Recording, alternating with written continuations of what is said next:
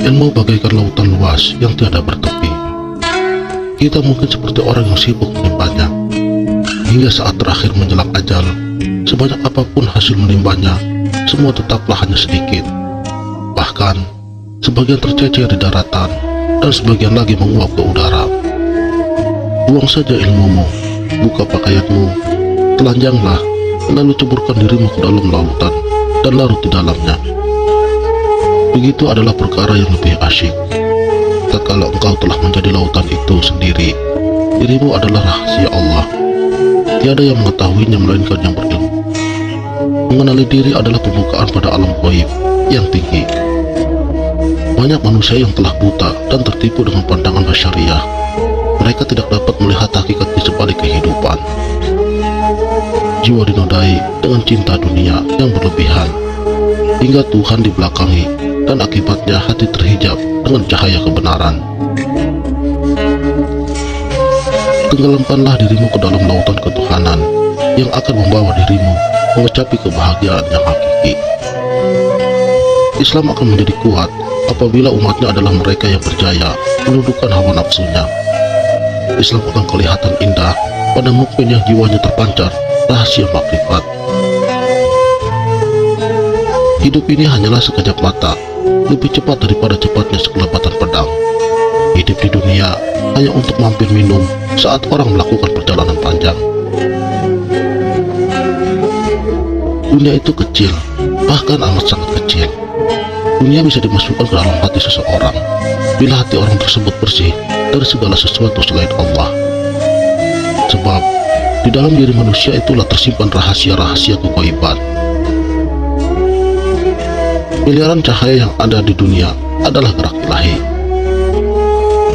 Cahaya-cahaya itu adalah yang zahir dan jelas serta bisa dinikmati manusia, tetapi seluruhnya tetap milik Allah.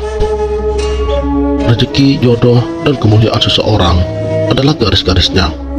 Manusia berada di dalam maksimalitas ikhtiar, dan keputusan terakhir tetap ada di hakim langit. Akan tetapi, manusia harus berjuang sekeras-kerasnya agar panjang umur, kaya raya, atau mendapatkan jodoh yang baik. Nabi Adam alaihissalam bertajalli di arsy, Nuh alaihissalam di perahu, Isa alaihissalam di rahim Maryam, Yusuf alaihissalam di penjara, dan Rasulullah Shallallahu alaihi wasallam di Gua Hiro. Luasnya dunia tak lebih lebar dari rahim Maryam, perahunya Nuh alaihissalam, atau luasnya Gua Hiro. Dunia itu sempit, asing, kotor, dan kumuh. Maka tugas Muhammad yang ada di kita lah yang harus memperluas, membersihkan, dan mensurgakan dunia ini. Bumi itu adalah tubuh kita. Di dalam jasad tubuh ini, kita harus mati untuk hidup sesudah mati di keabadian yang tidak azali dalam bingkai cahaya Tuhan. Dunia adalah keranda kematian, sebagai kendaraan manusia yang mati, tapi untuk hidup lebih panjang di pangkuan Tuhan setelah mati di dalam hidup. Bukit Tursina, tempat Nabi Musa alaihissalam berdialog dengan Allah, adalah puncak Sin, karena Tur artinya puncak. Nabi Musa alaihissalam adalah pengikut Muhammad, meski Musa alaihissalam lahir ribuan tahun sebelum Muhammad Rasulullah Shallallahu alaihi wasallam. Dan Sin dalam Tursina itu tiada lain adalah Muhammad Rasulullah Shallallahu alaihi wasallam. Sedangkan Musa dan Muhammad pada hakikatnya berada dekat di ruh kita semua. Maka itu kita semua harus terus-menerus berhubungan dengan Allah, sebagaimana Musa di Bukit Tursina dan Rasulullah di Gua Hiro. Menerima hidayah, hati tidak menyelami rahasia makrifat, dan akhirnya hati menjadi mati untuk iman. Amat bahaya kehidupan ini jika tiada ilmu. Ilmu adalah cahaya bagi jiwa, bagikan matahari bagi alam. Tanpa cahaya manusia di dalam kegelapan, dan begitu juga bila tanpa ilmu. Saudaraku, kegelapan manusia dalam melihat kebenaran, tiada jalan lain kembalikan rohani kepada kebersihannya, sehingga terpancar kembali ilmunya di dalam arwah bagaikan mata air yang keluar dari bumi. Upayakan kembali dengan jalan tarekat tasawuf yang hak, sehingga mencapai makom hakikat dan makrifat. Janganlah hanya berdiri di alam syariat saja, berdiri di atas ilmu fikih semata-mata.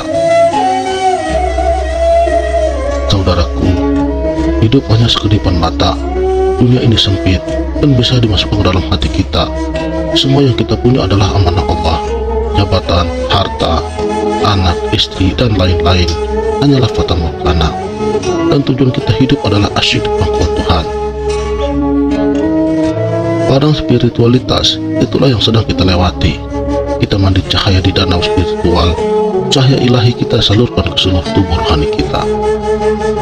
Kita punya rencana, Allah punya kuasa, tapi Allah sangat bangga pada manusia yang keras berikhtiar untuk mengubah nasibnya. Karena Allah menyukai manusia yang berhasil, jaya menguasai dunia. Tempat tinggal kita harus mati dalam hidup. Hidup kita adalah menuju kesempurnaan.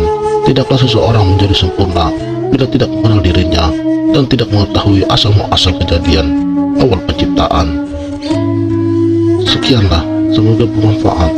Assalamualaikum warahmatullahi wabarakatuh.